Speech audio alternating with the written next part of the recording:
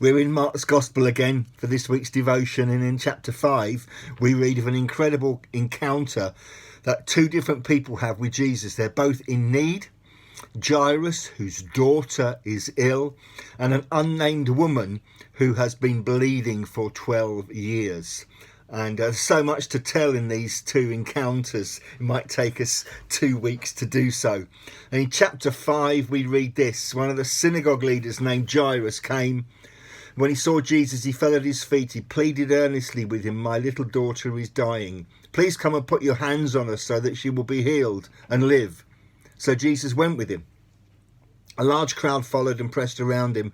And a woman was there who'd been subject to bleeding for 12 years. She'd suffered a great deal under the care of many doctors, and she'd spent all she had. Yet instead of getting better, she grew worse. When she heard about Jesus, she came up behind him in the crowd and touched his cloak, because she thought, if I just touch his clothes, I'll be healed. Immediately, there's that word we have in Mark's Gospel a lot. Immediately, her bleeding stopped, and she felt in her body that she was freed from her suffering. At once, same word again, just a different English translation. At once, Jesus realised that power had gone out from him. He turned around in the crowd and asked, "Who touched my clothes?"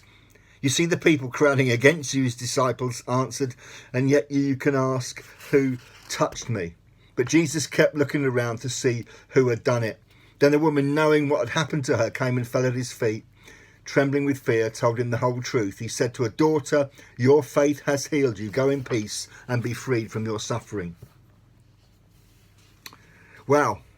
So Jairus, he's a synagogue leader, an important position. He wasn't like an ordained minister, it was an admin job, but he was a respected leader in the community. And obviously he believes that a touch from Jesus can heal his daughter. Jesus accompanies Jairus, but there's a massive crowd following them. And this woman, who's been bleeding for 12 years, pushes her way through in the crowd. The rules of Leviticus 25 meant that this woman was unclean because she was bleeding. She was marginalised. She couldn't attend the synagogue. In fact, she shouldn't have been in the crowd. She was making them unclean. Jairus falls at the feet of Jesus, and this woman turns up and touches his cloak. Both extreme actions showing the urgency of their need. And this woman, who really gatecrashes Jairus and Jesus, she's lost all her money on treatment. She's suffered under doctors, and she believes that just a touch of the hem of his cloak, the tassels on the cloak of a Jewish man, symbolised the promise of God. And she believed that she just touched these tassels on the hem of his garment, then special power would be transferred even through his clothes. And so she does that.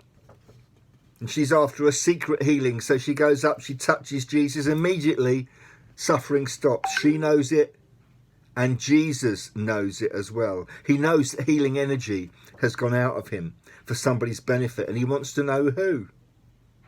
The disciples go, "Well, how are we going to tell? Everybody is touching you. The crowd is pushing in." But Jesus wants the disciples to be aware of what has happened. She's hoping for a secret healing because she knows that she's unclean. Now, here's the big question. Would Jesus condemn this unclean woman for coming up and touching him? Well, he realises, and she realises, that it's not faith in a touch, but it's faith in the one who touches. Jesus is searching for personal contact with this woman. He wants to enforce her faith in him, not in superstition. And she falls at his feet in fear. And in verse 34 of Mark 5, Jesus calls her daughter. It's the only time in the Gospels that he calls somebody that. She probably hasn't been called that for years and years. She's been out of touch with the population because of her bleeding issue. And Jesus is giving her healing. The word there is actually about salvation. He's telling her to go in peace, and he's reminding her that she's been freed of her suffering. She was expecting a secret healing, so that she could keep her humility. Jesus wants her to be a public example, at least to the disciples, of what a touch of Jesus can do. And he affirms her massively with that word, daughter. Talking of daughters, Jairus has been anxiously standing by. Remember, he was the one who first went to Jesus about his daughter being ill. I wonder what he's thinking.